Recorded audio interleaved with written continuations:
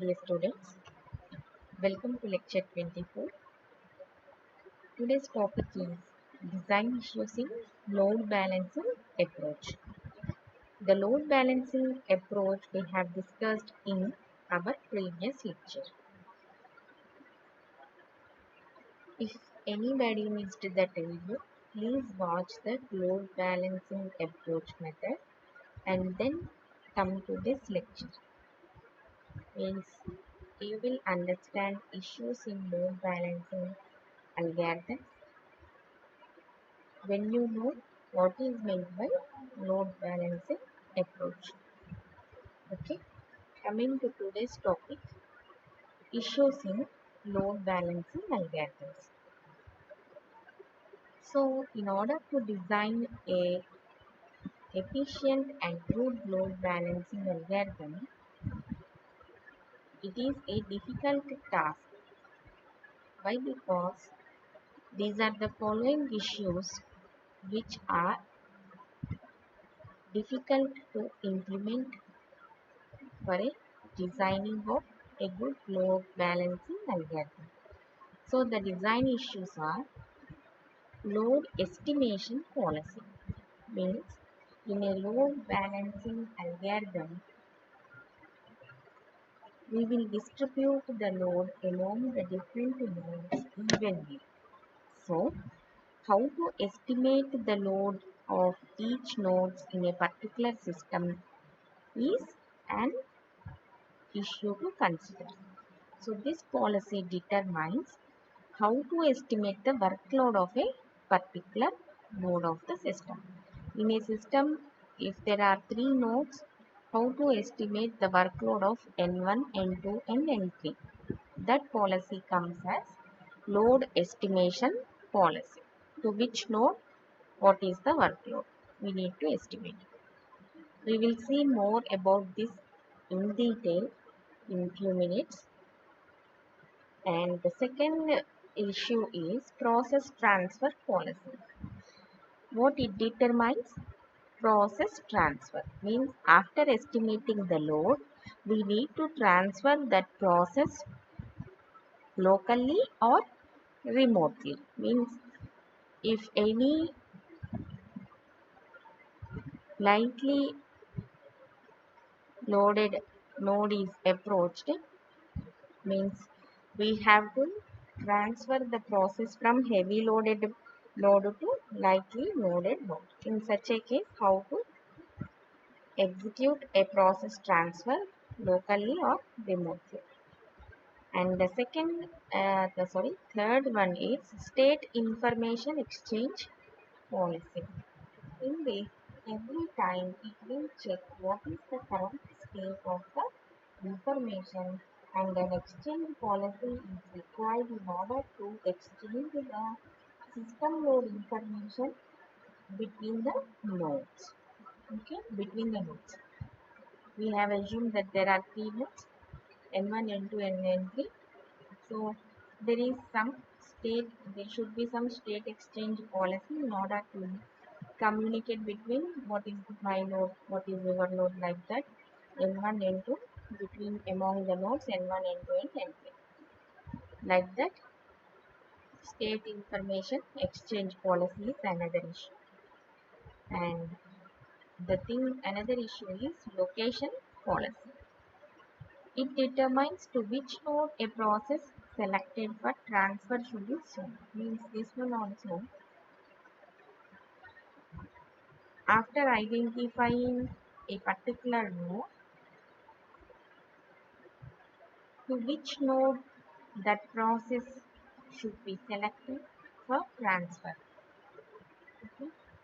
And priority assignment policy, which determines the priority of execution of local and remote processes at a particular node.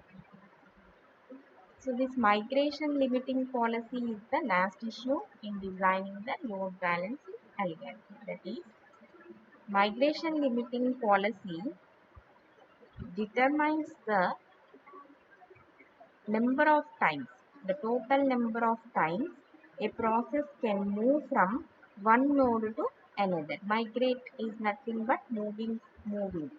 So how many times it can move from actual node to another node, migrate from one node to another node. So in order to maintain the workload evenly in a system, these are the design issues we need to consider while designing a load balancing algorithms. So for the further discussion, we divide the process within the system into two classes. Means we have seen here it is a local process or remote process. So first of all, what is meant by a local process is it is the one that is proposed at its originating node, means it is processed, not proposed, sorry. A local process is one that is processed, means where it is originated, means from where that process is originated. For example, node N1 node has originated P1 process, means it want to execute P1 process. If P1 is executing in N1 node itself, then it is called as a local process. And the reverse of this is remote process. Remote process is one that is processed at a node different from the one on which it is originated. Means as we assumed, P1 is the process originated in N1 node. If N1 is heavily loaded, obviously that P1 process should transfer to another node N2. In such a case, for N2, the process P1 will be a remote process. Why? Because it is originated on N1, not on N2. Okay, hope you got this. If any process is native and it is running in the native node itself, it is local. If it is going for processing to any other node, it is remote process. So whenever a new process is arriving from the external world, so at a node, it checks it and it becomes a local process if it is admitted to that node itself. Means if a new process is arrived and it is allocated to that node, then it is a local process. Otherwise it will be transferred across the network, means it will move across the network and it becomes a remote process to the destination node. In our example, P1 becomes a remote process for the destination node N2.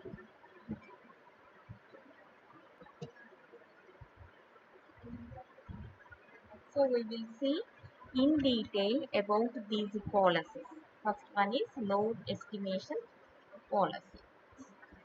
So we know that the main goal of our load balancing algorithm is to balance the workloads among the existing nodes of the system. Means if we are having two nodes in a system N1, N2, each node should process two jobs evenly. That is nothing but balancing the workload on all the nodes. This is one of the main goal of load balancing algorithm.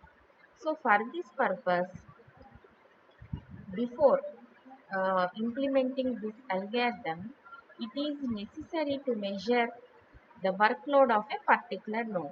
How we can know that what is the workload of N1, what is the workload of N2, how we can know that means we can decide it via some considering certain parameters. Okay, in order to estimate the workload of a particular node, say for example N1 node, workload is how much, N2's workload is how much. If we know this, then only we can assign further process and to any node such that they will be in a balanced workload state. So, a node's workload can be estimated based on some measurable parameters.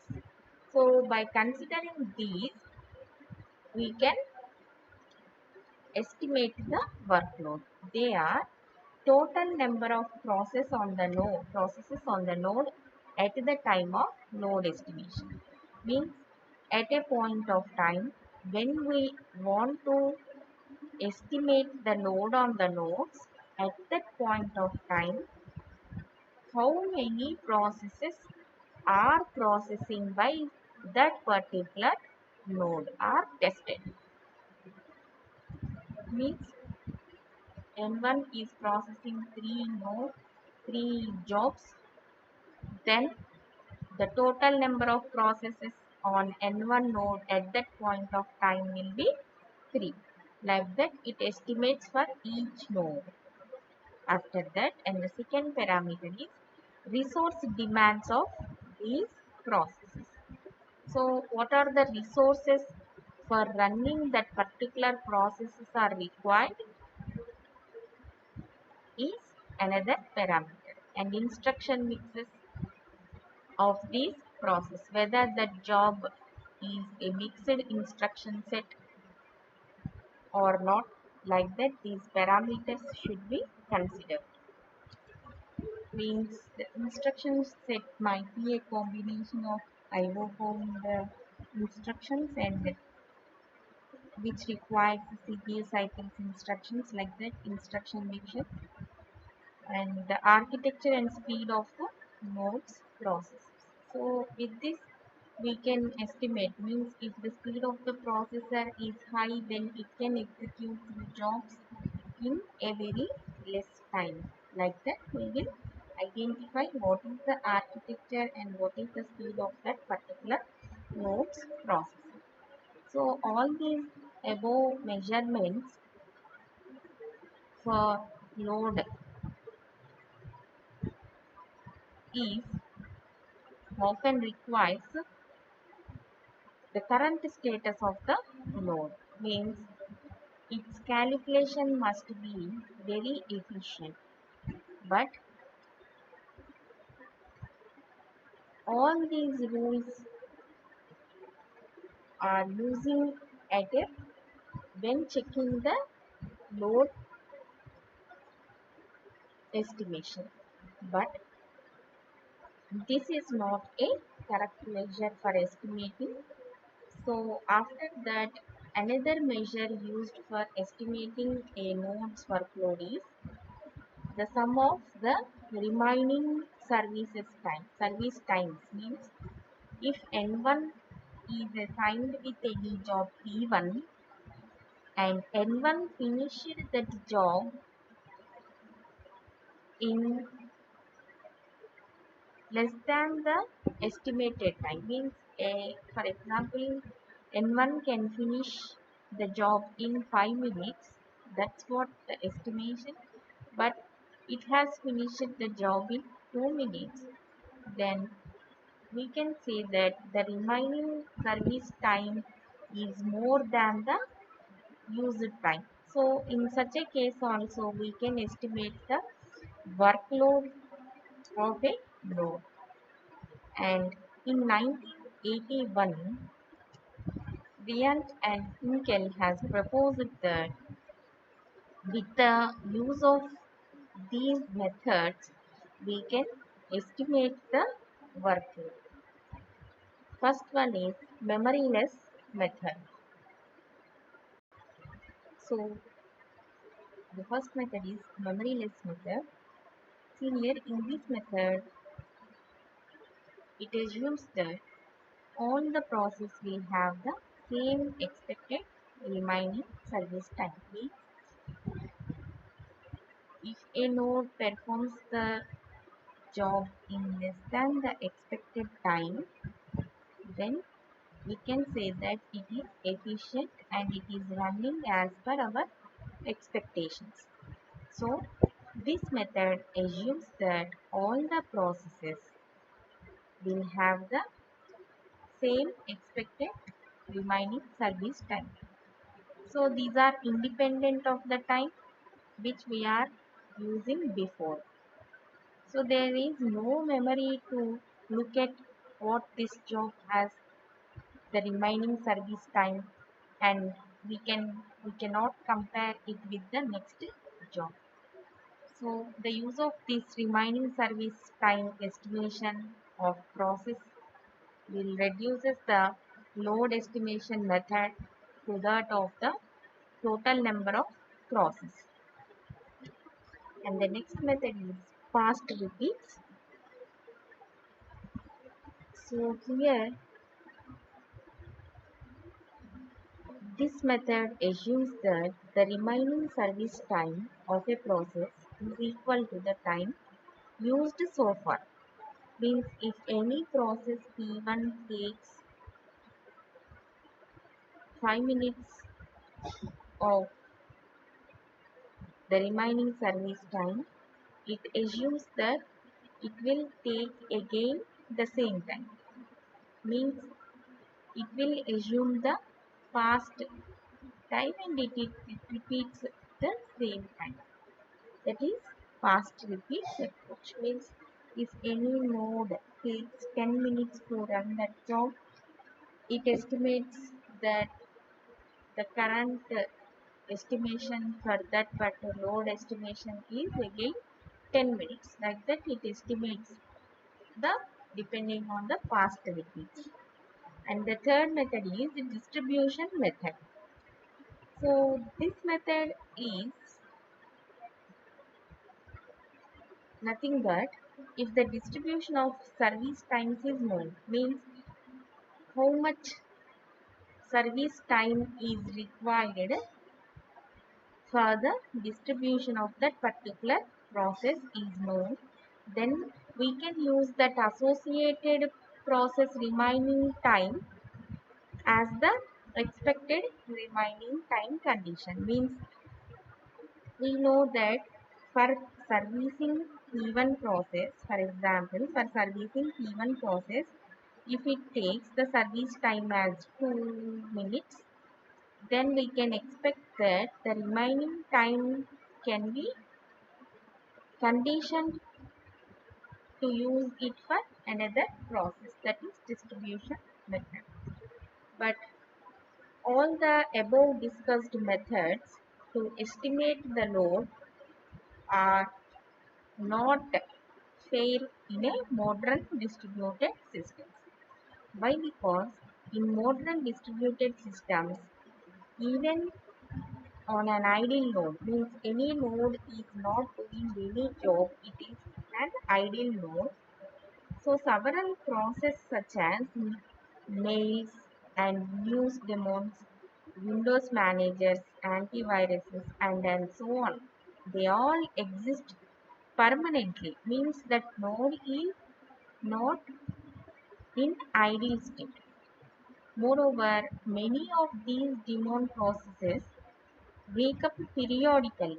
What they will do, they will check whether any job is there to execute or not, and if there is no job, then they will the demon process are nothing but the processes which run in background, so they will go back to sleep. So it is an acceptable method for use of load estimation policy in these systems is to measure the CPU utilization of the node. Means if we check for a modern distributed systems, we should follow the load estimation via CPU utilization time.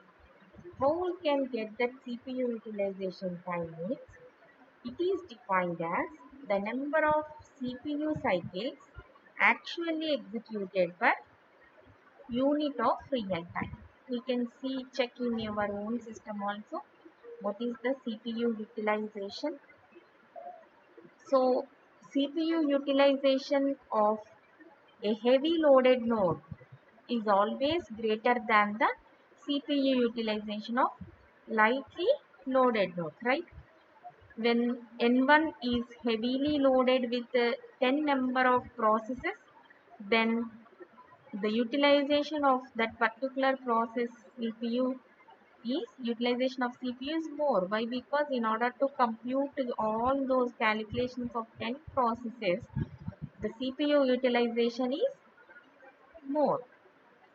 But when we consider N2, which is having only two processes, in such a case, the CPU utilization is very small percentages compared to heavily loaded nodes.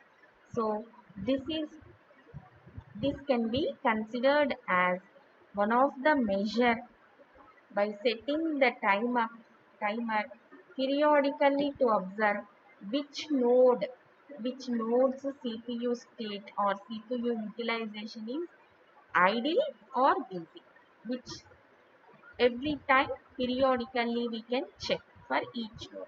I hope you got this point. In modern distributed systems, we need to identify the load estimation via CPU utilization.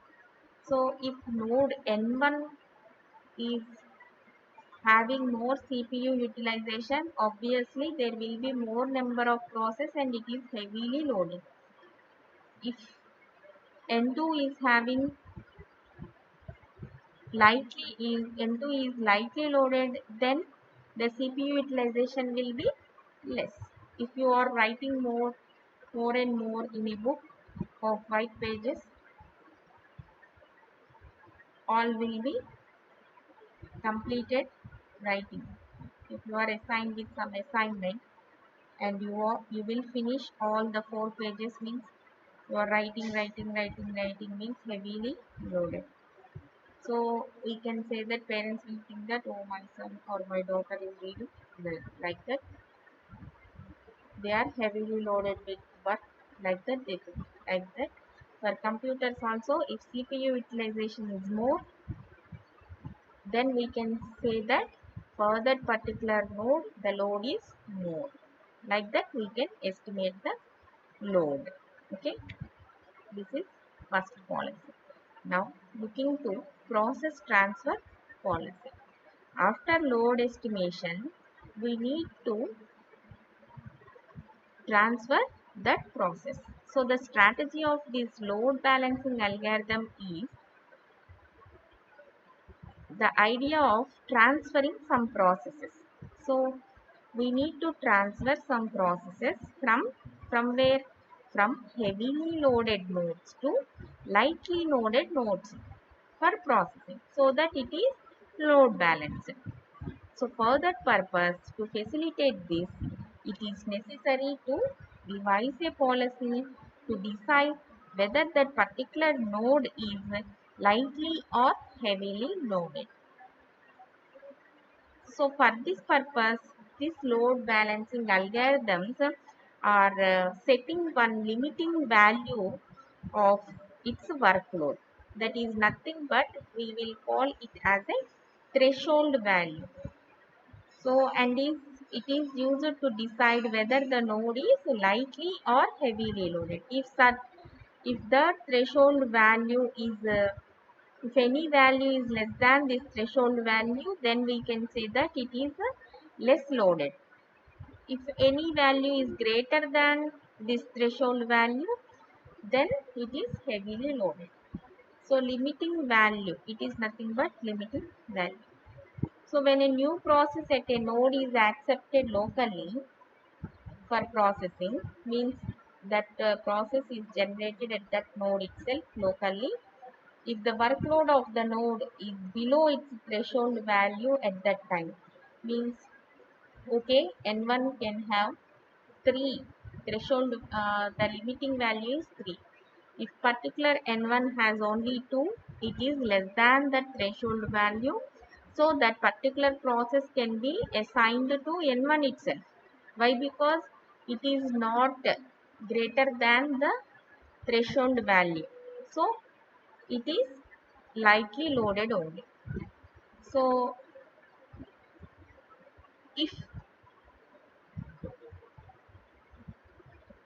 the process is crossing the threshold value means if that process is by addition of that process, if the threshold value is increasing, then we need to take it for transfer.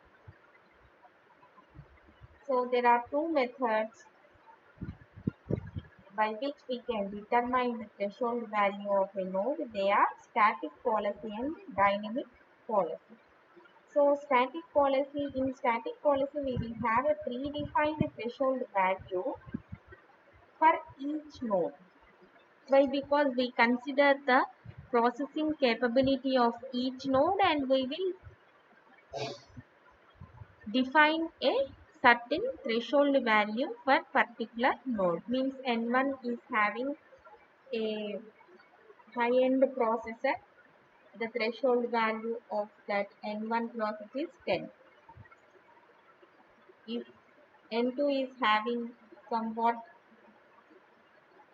low configuration than N1, then we can set that threshold value as 8. Means it can process 8 processes per second like that. We can take a static value, predefined threshold value for each node. It depends upon the processing capability of the node.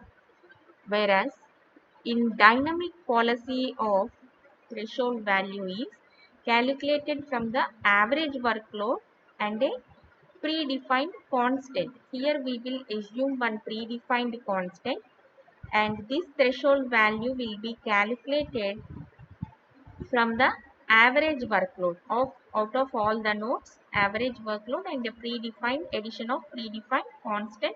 We will assume the threshold value. So most balancing algorithms, load balancing algorithms will use this type of single threshold policy where there will be a threshold value here. As I said, the value less than this threshold value is considered as underloaded and the value which is greater than this threshold value is overloaded.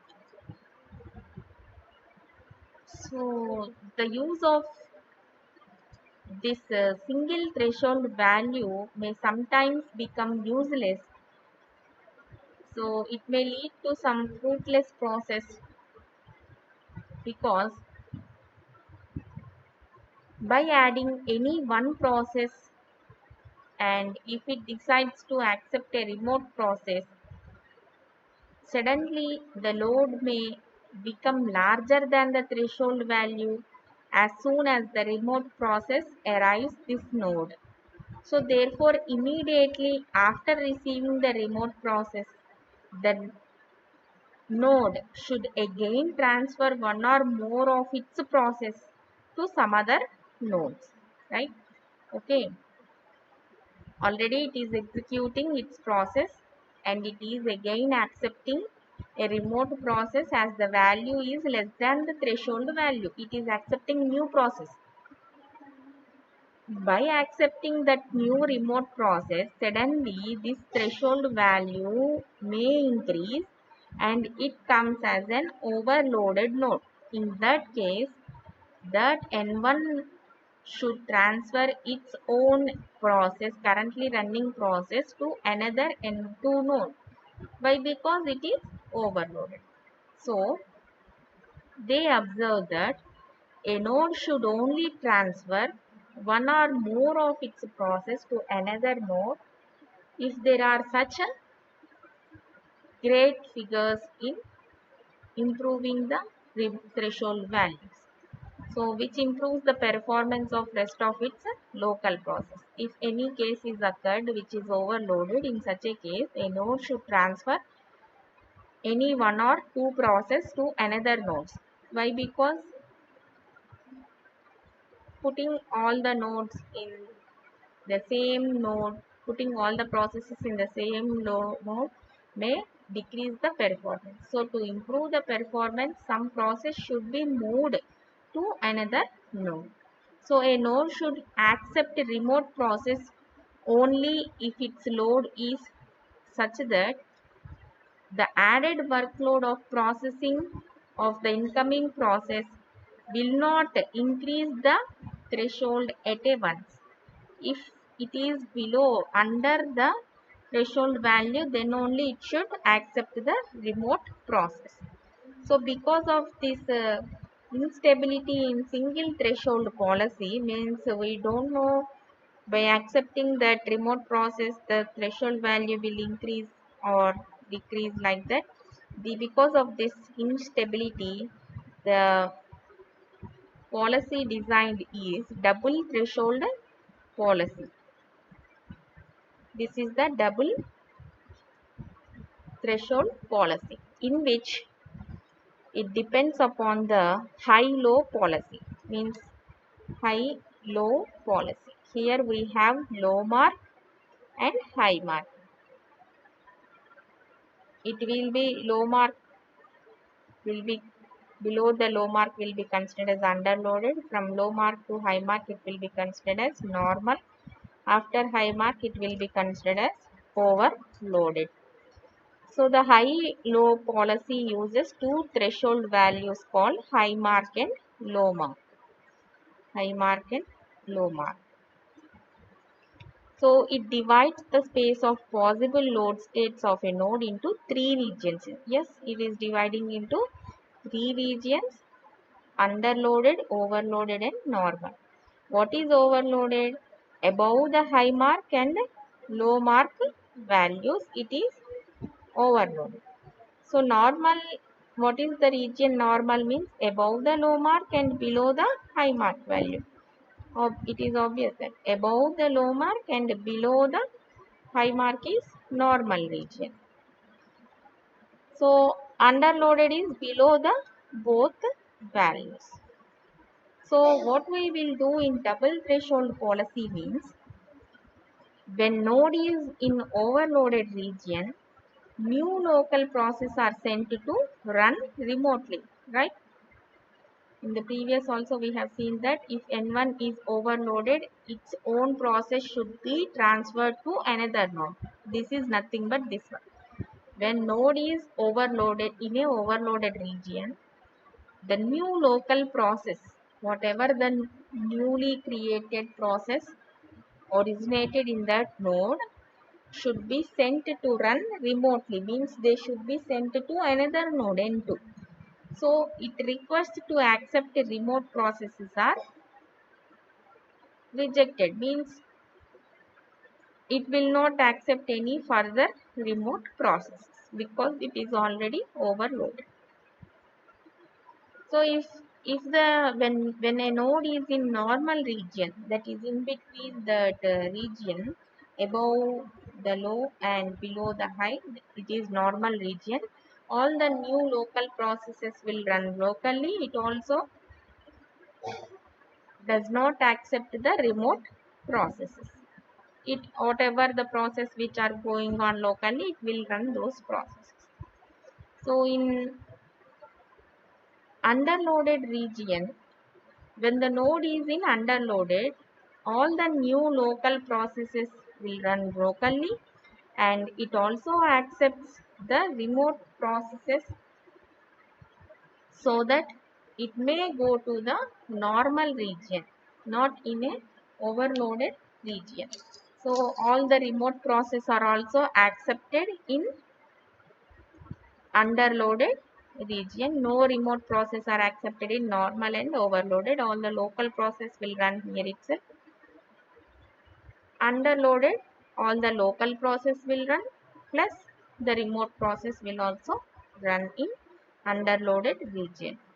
So a node load state will dynamically switch from one region to another like this.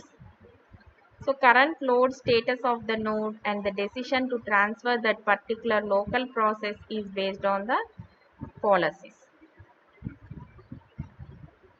So if any job is arrived, it departures the job, and if any underloaded job is there, its job arrival, it comes to the state normal. Further, it arrives it comes to the overloaded state.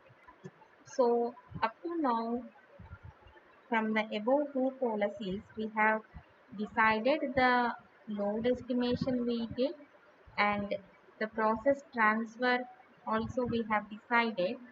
After once a decision has been made through the transfer policy, through which node we have to transfer the process is to be decided.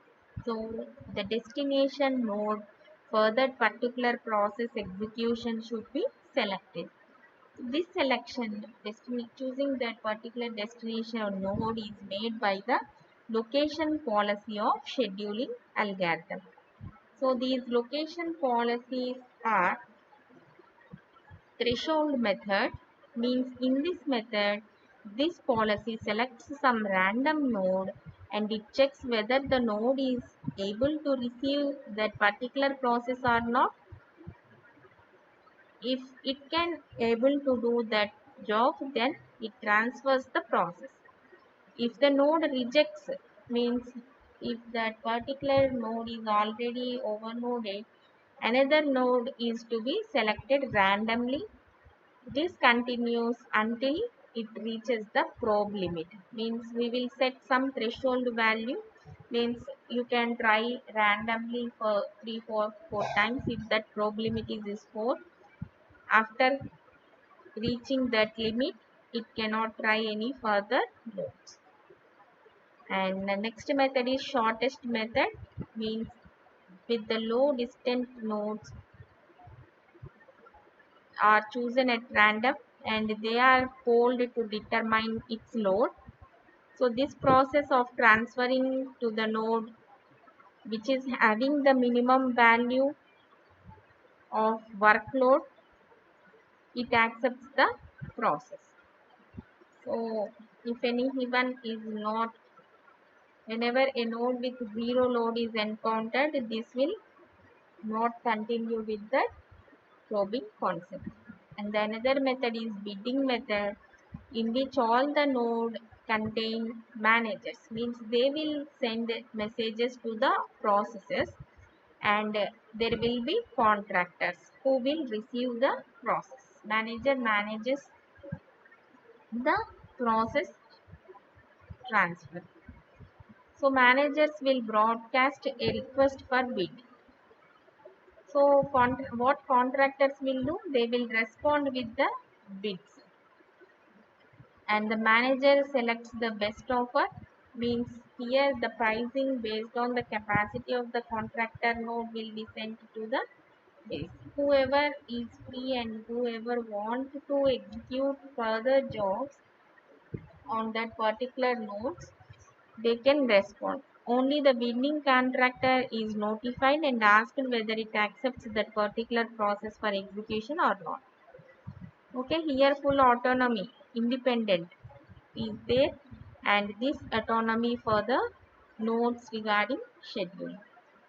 So the communication overhead between the managers and contractors is there, and we cannot decide easily what is the good pricing policy, as the contractor may give the prices based on the capacity of the contracted node, and the another location policy is to decide the destination node is pairing. So pairing policy is to reduce the variance of load only between pairs. Here two nodes which differ largely in load are temporarily paired.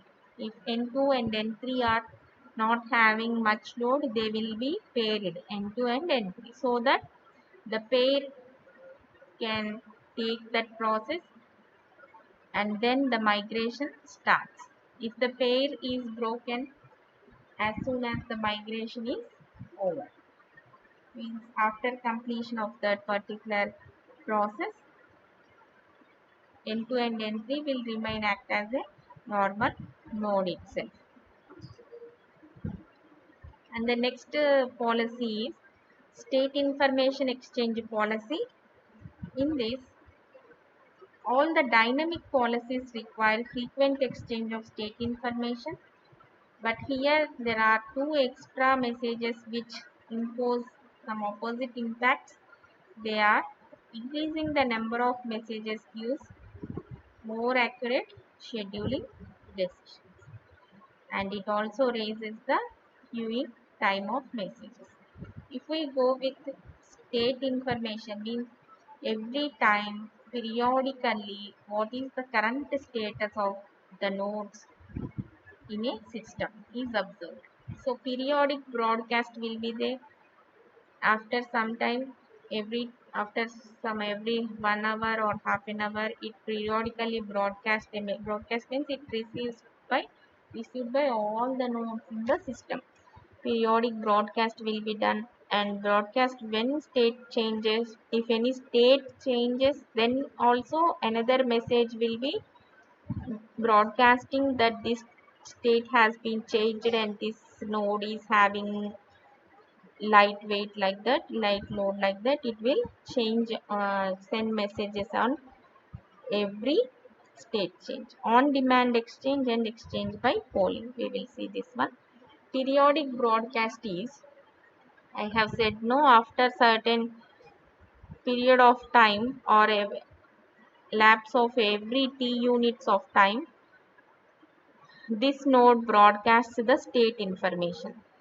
Some of the problems are, if you are doing every time periodic broadcast, it may be the unnecessary traffic and it leads to heavy traffic, and poor scalability of the system may be there if you are doing periodic broadcast, because some networks may have many nodes. In such a case, broadcasting such messages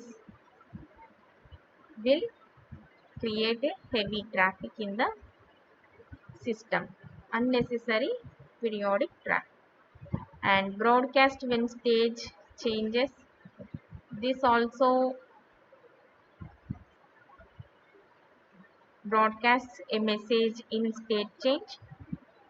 When the state change, then only it broadcasts a message, means it is avoiding these unnecessary, every for every t units of time it is broadcasting, for every 10 seconds it is broadcasting in this method. But here it will broadcast only when the state has been changed. If n1 is n2 node is completely free, it has changed its state from heavy loaded to light loaded, that is, you can consider it as a state change. In such a case, it will send a broadcast message that I am free, like that. So further improvement is broadcast only when state switches from one region to another region, that is from under to normal threshold value, which we have discussed in double threshold policy. And another method is location policy, is on demand exchange. In this method also broadcast a state information request message. Here we are demanding now to send the state information. So it normally, when its state switches from normal to either underloaded or overloaded region, then all the received nodes will send or reply with their own state information, so that we can take further improvement on these nodes and we can assign the process. And another thing is exchange by polling, means to avoid scalability. We can think of scalability as extending the process. The partner node is searched by pooling. We have seen this in pairing. Both partner nodes are searched and they are paired. After migration, they will be broken. Like that, location assignment policies will be there, and priority assignment policies, these are depending upon these following assignment rules, means all the nodes will have these priority assignment policy rules. They are selfish, altruistic, intermediate. Means local process are given high priority than remote process. Means every node will give priority to run its own local process, not the remote process. Here in this rule, remote process are given high priority than local process. Whenever any job comes from any other node, it will be given priority and all the local processes will be suppressed or they can be moved to any other node in altruistic. And in intermediate, there will be the priority of process which depends upon the number of local process and the number of remote process. So here it will consider the number of local process is greater than or equal to the number of remote process, then local process are given priority. If local processes are greater, means local processes are 9, remote processes are 2, then it will be given priority to 9 local processes. Otherwise, if we are having high remote process to run to execute and one local process, then priority will be given to the remote process as it is having 5 priority.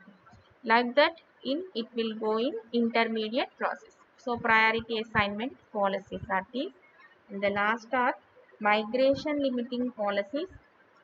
So this policy is to be used by distributed operating system and it supports process migration. I have already told that migration means moving the process from one node to another node, local to remote. This is nothing but migration. So this type of policy are classified into two policies, uncontrolled and controlled migration. Means in uncontrolled migration, a remote process, if any remote process is arrived at a particular node, it is treated just as a process originating at the node.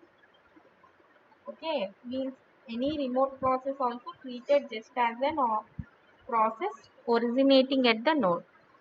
So this policy, a process may be migrated at any number of times, but it is causing an instability in the process. Means it can migrate any number of times, that is uncontrolled. We cannot control the migration of process between the nodes. And in controlled, we will limit the migration of every process by using a migration count parameter. If that count parameter reaches a maximum value, reaches certain limit value, then the process cannot migrate. Only it can migrate to other nodes for a fixed number of time. So this is controlled migration. So overall here in this lecture we have discussed about the issues in designing the load balancing approach. All these issues are discussed in detail. I hope you all have understood this topic. Thank you.